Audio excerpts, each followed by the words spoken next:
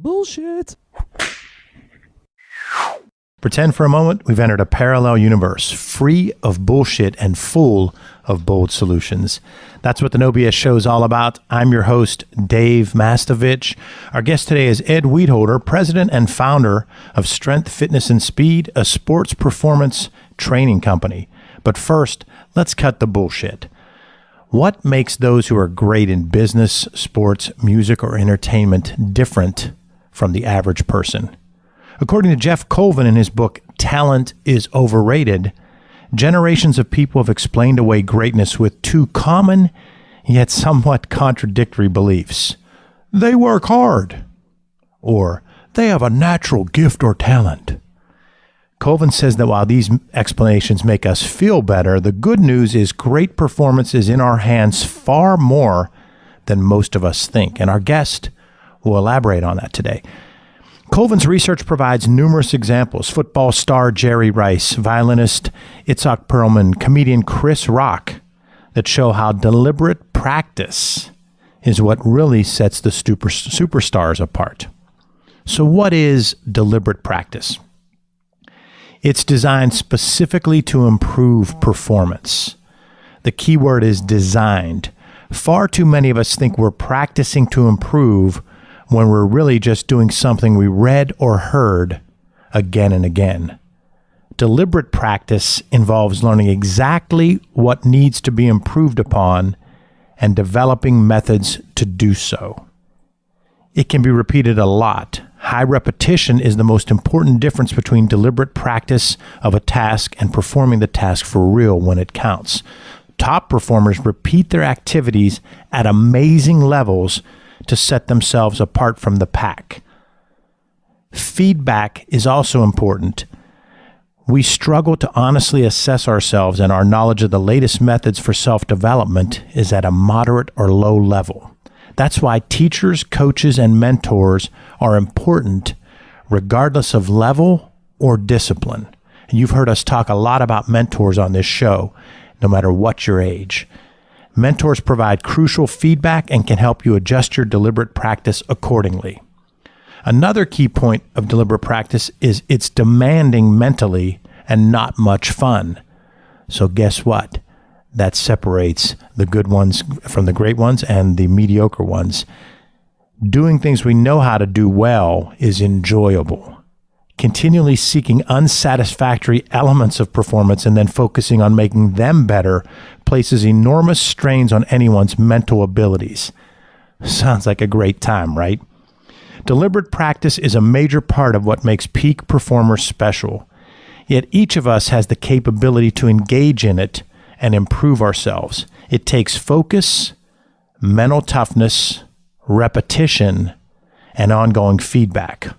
Or, as Jeff Colvin wrote, it's hard, it hurts, but it works.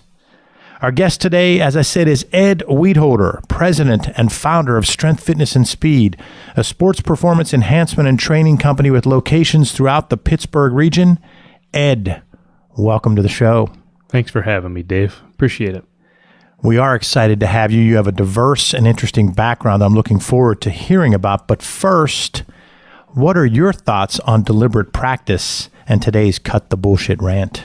Well, Dave, you got my teeth grinding here. I'm motivated. I don't know whether to get up and start doing some push-ups and some squats, or am I supposed to work on my business right now? Both. When you talked about that, I drew a parallel to like a physiological law, and it's called Kelton's law. For instance, if we're teaching an athlete how to run, he can learn a bad habit if he repeats something 7 times, okay? So perfect practice does make perfect, but bad practice makes you really bad in a hurry, because it will take 1,000 correct repetitions to reverse the 7 repetitions that you did incorrectly. So that kind of struck a nerve. Your whole rant there really kind of got my juices going. What I find happens, because it's easier, is that most people repeat things that they already do or do reasonably well, and they rationalize that they're working hard. And it's not that they're not working hard. Maybe they are, but there's a point of diminishing returns when you do the same thing. If I can walk into a gymnasium where we're two basketball junkies and watch a practice, it doesn't take me long to know the experience and acumen of that coach, because the drills they're doing will tell you, and how often they do the drills, and how they explain the reason for the drills. And what Jeff Colvin is writing about deliberate practice is Jerry Rice would each season continually decide what needed improved on and build a drill specifically for that.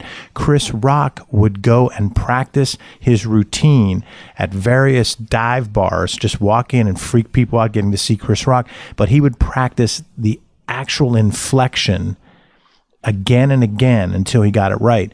That's what Colvin's talking about with deliberate practice, when most people think they're really doing deliberate practice and they're just doing the same thing. Right. Just because you're exhausted, whether you're exercising or working on your business, doesn't necessarily mean it was a smart sweat or a smart thought process. So if I gather right behind what you're saying, you need to quantify what's going on. And, I think that's the big part of the battle. Quantify it. How do you measure it? Now we got to work on it.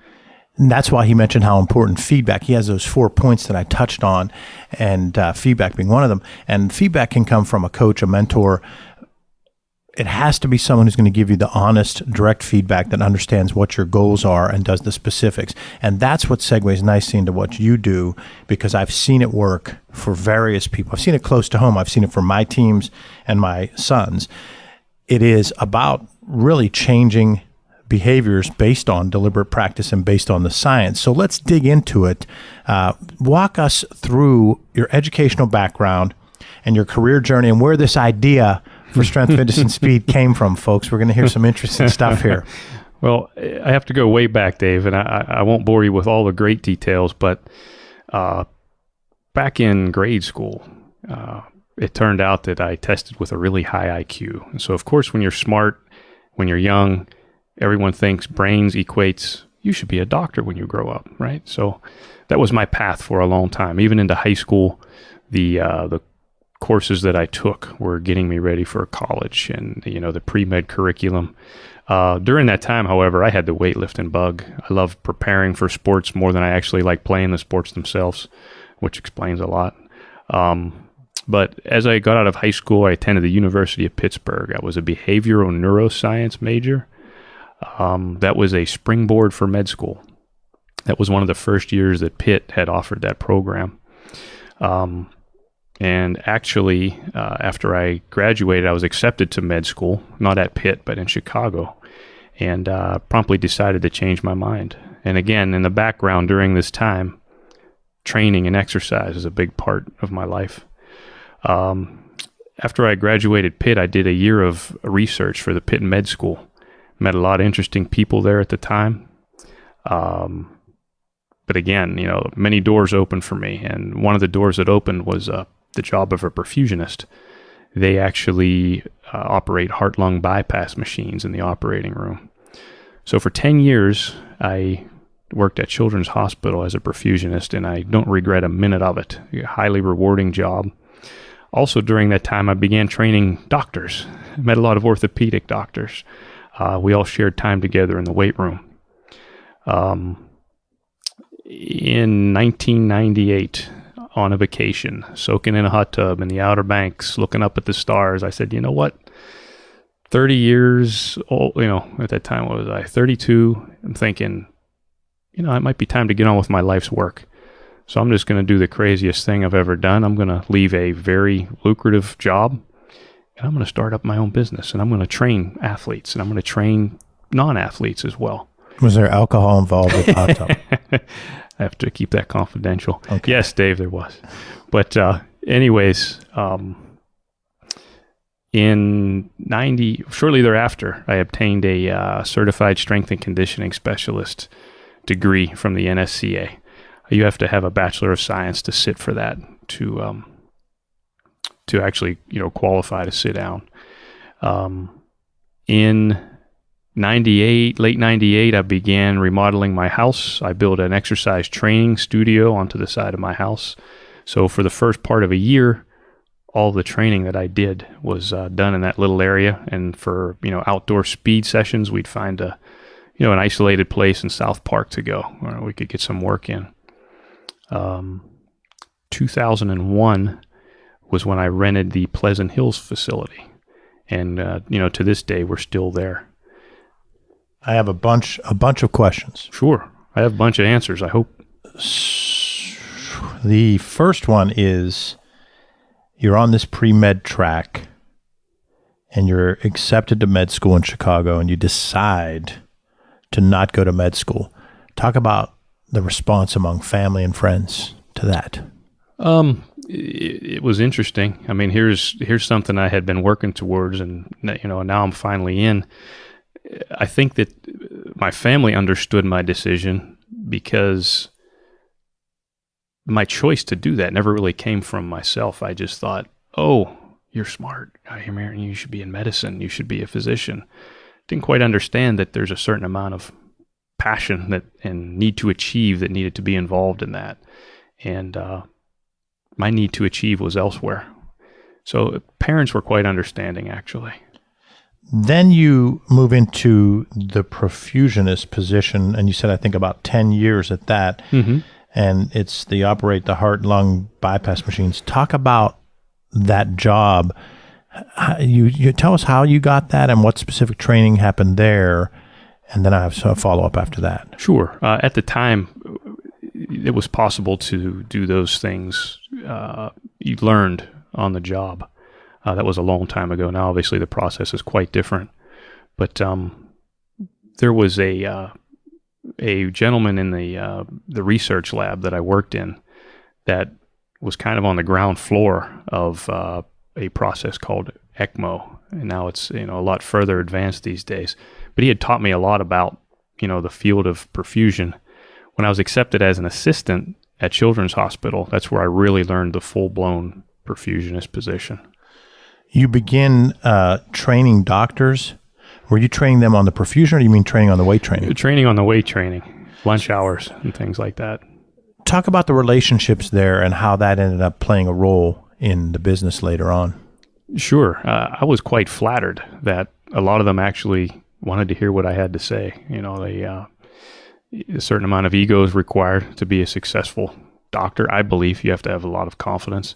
But I had, I'd get circles of orthopedic residents just listening to my diatribe about training. To this day, 2 of those guys send referrals to me, post graduation to actually sports again. They're done with their physical therapy and now they're learning to be an athlete again. That's Ed Wietholder, the president and founder of Strength, Fitness, and Speed. He's on the No BS Marketing Show. I'm your host, Dave Mastovich. Ed, on this show, we talk a lot about how the relationships matter, but then how courage is such a big part of business. You have a great job as the perfusionist. You're making great money in your hometown.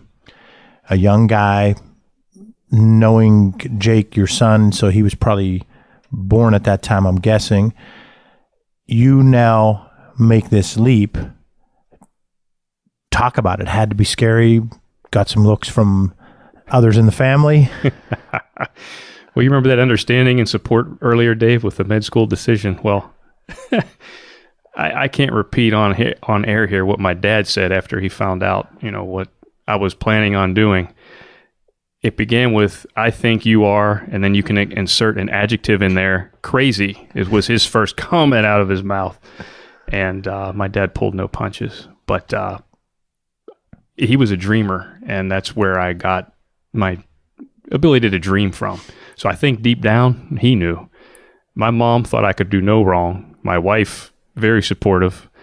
It greatly helped that she was a registered nurse at the time. So we were, we already had an income. So that allowed me the freedom to go ahead and give this a shot. The first few months you're doing this in your home. You're having clients drive. You're living in South Park. They drive to your home Yep. and come in.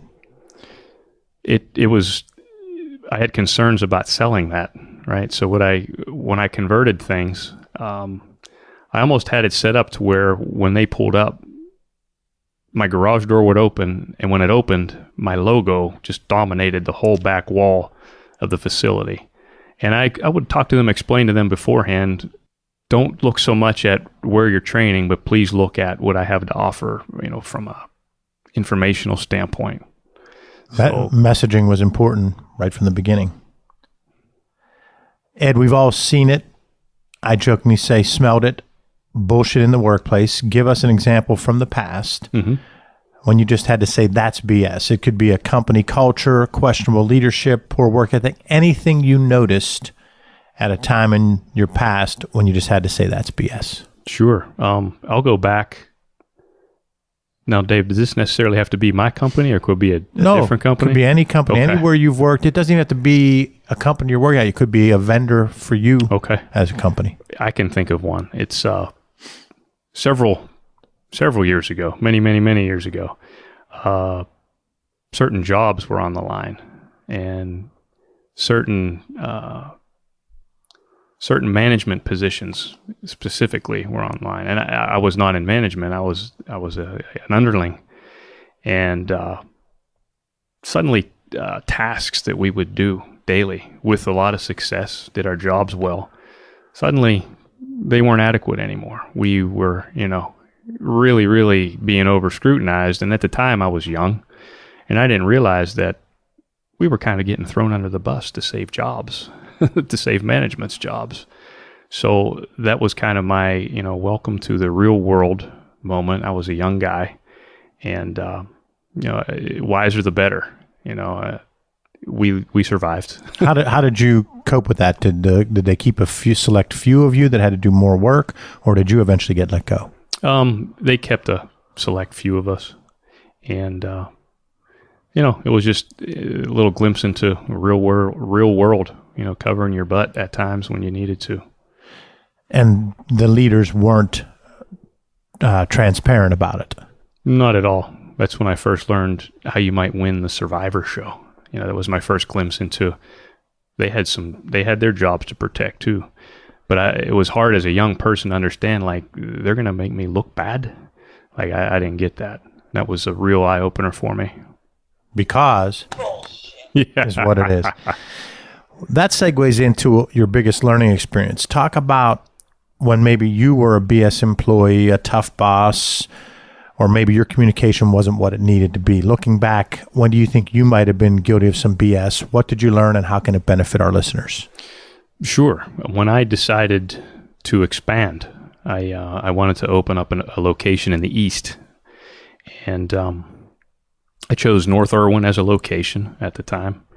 And this was back in 2005. We just had two very successful years at Pleasant Hills. 2003, 2004, we were established.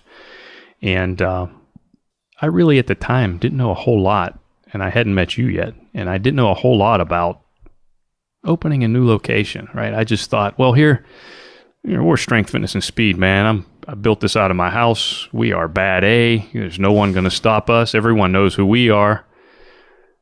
Didn't quite go that way when we opened up. It was more like, who's that guy on the hill over there in North Irwin? What's he doing in that building over there? So my doors didn't get knocked down over there. I just expected them to. Just blind to the whole smart way that I should have gone about things. Older and wiser now, definitely, but blind swagger. That was BS. Talk about how the Pleasant Hills location grew, and you got those great years in 2003 and 2004. Mention some of the things you did specifically at the beginning, because you and I have talked for years. When you started out, you had this core group of orthopedic residents, orthopedic surgeons. Then the word spreads. They tell a couple friends. You open a shingle. Talk about your communication strategies at the beginning there. Sure. I quite honestly, part of it was good and part of it was luck. Better to be lucky than good at times.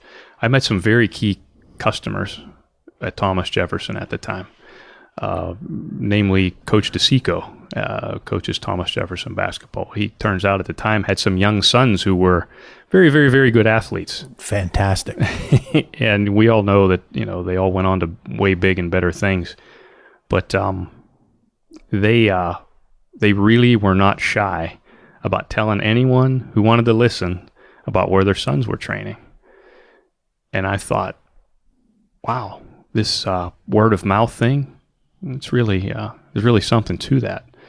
And it was interesting. I started to take note of the types of people that would talk about us, and I started to take note of the types of people who looked at us as the secret weapon. We're not going to tell anybody about this. This is going to be a secret.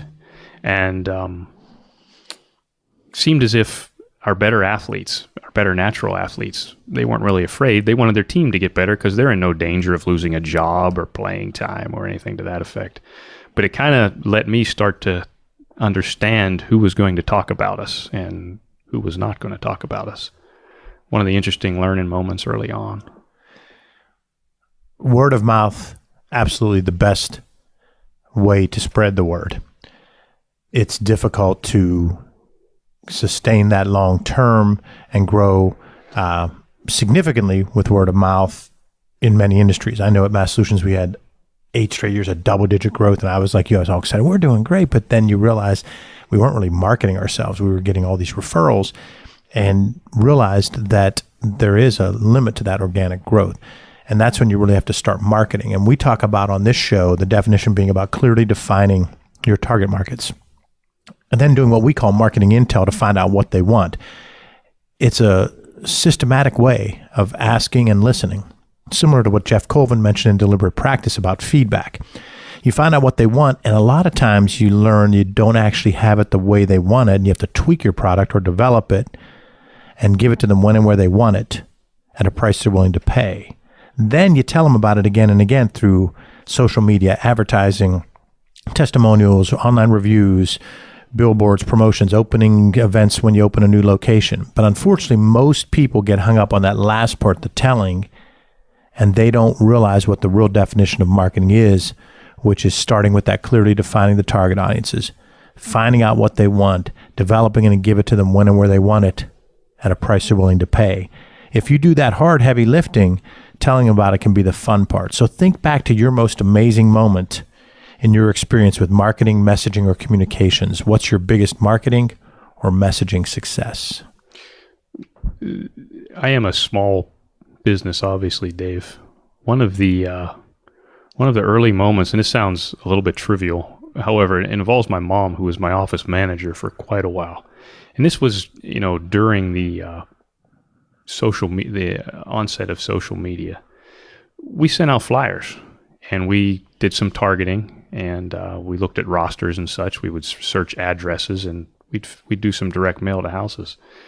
And I was thinking at the time, like, is there value to this still? This feels so like 1992, And my mom passed in 2012, and flyers we had sent out in 2010. 2 of them happened to land on desks of 2 athletes that, upon signing up in 2013, informed us that, Ed, these flyers, they came and we liked them. They were really nice, and we just put them on our desk as a reminder. And I thought, wow, here's my mom still helping me out, but learned that sometimes the old school tangible paper is not always such a bad thing. In addition to, obviously, fire your computer up, see their website, see their Facebook page, all that stuff. I just thought, wow, there's still room for that, and nothing like a piece of paper in the hand sometimes to give someone a nudge to make the purchase. You talk about old school. The way you reached me was your grassroots efforts. You got a list of coaches and their phone numbers, and you called me. And I remember the message. I can remember the message, and I remember thinking, I wonder if my kids are too young for that, because I think Alec was in maybe 5th or 6th grade and Brevin 3rd or 4th grade. And I didn't even realize who you were, which the one tip I gave you after we first talked, I said, why didn't you say on the message we coached against each other? So you were coaching at South Park, those phone calls. So talk about that, because your grassroots approach from the beginning was the right way, because you were getting coaches at any level, not just the high school level. Mm-hmm. I mean, it was helpful. I was very active in coaching and in the community in South Park. And at the same time, I was humble in the beginning. I really didn't want to take advantage of the fact that I'm coaching these kids on my team.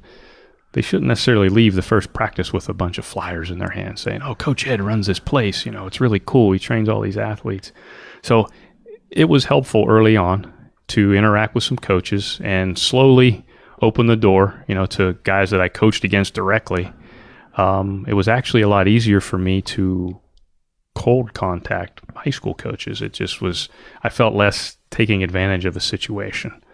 So that early on was very helpful. And for us, if we get one or two kids from a team, that means that those are the two kids that want to work. It doesn't matter if they're bench players. It doesn't matter if they're the superstar. Those are the kids we want, and it worked out quite well early on. I agree. Your point about the people who talked about it and those who thought it was a secret does ring true. I've been a big supporter of trying to build teams from back when I coached right out of college. I want everyone to try to get as good as they can if they're passionate about it. And I think that's the big if. And having three sons, knowing different levels of passion, and having coached for all these years, there's different levels of passion. But it strikes me as almost funny that someone would try to keep it a secret. Flattering to us, but boy, we'd rather have everyone talk about us, If we're that good, it'd be a secret weapon, right? And I'm going to talk about something that I guess most people out there listening probably have the opposite mindset, because the world has become so crazed about kids and their sports.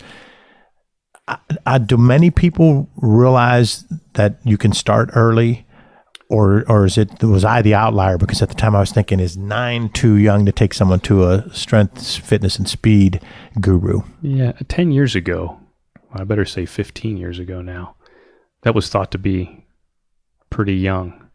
Now, it seems as if we're learning certain windows of coordination, balance. Certain windows need to be opened at an early age so that when an athlete advances past puberty, those windows are wide open. Whereas had they not laid a foundation pre-puberty, whether it's 9, 10, 11, the windows can't be open quite as wide. A good example was Michael Jordan. Being that he tried to go back to baseball, he didn't lay enough foundation early on in his athletic career with baseball to open the window wide enough later. Had he done that, I'm sure he would have dominated. But early work has been shown to be more and more important. So let's talk about it now. I know the company so well that I haven't really given you justice. Here we are into the show quite a bit. Strength, fitness, speed, 3 words. And I talked about Jeff Colvin's deliberate practice. So I'm assuming people can maybe kind of figure out what you do, but let's talk about the process and what you do. Sure. Every athlete we try to treat as an individual, whether they end up wanting to train with a group of other athletes or not. They all need to receive a functional assessment early on. This lets us know about any limitations they might have. It also lets us know about where they're at right now. So we look at how their movement mechanics. We look at how they jump. We look at how they land. We look at how they stop and start. We assign numbers to a lot of different tests. After this assessment process, some of the athletes, they just want to work one-on-one, which is great. Other athletes feel better in a group. So they'll train either with teammates, or often what I'll do is we will combine kids from different schools. And, they might be competitive and, adversarial on the court or the field, but when they get together, they bond, they work hard, they push each other. Because, one school's not going to do better than another. They're not going to let that happen.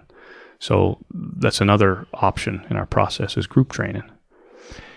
You walk into Strength, Fitness, and Speed Pleasant Hills, and it reminds me of a little bit of the movie Rocky, because you come in and there's no frills, and people are like doing stuff with long ropes and jumping and onto blocks and so forth. Describe some of that, and maybe even walk through a couple of the exercises and talk about the sports, because it's soccer, football, baseball, basketball, and then some. Sure. A lot of our athletes, they're looking to just build an athletic base that'll span every sport. The more advanced an athlete gets, we'll start to become more and more specific in our approach. But we believe, and I believe, in putting things on top of a strong foundation, and that usually involves strength. I just was talking with a gentleman the other day, and we were talking about how, actually, I was tweeting with the Los Angeles Lakers strength coach.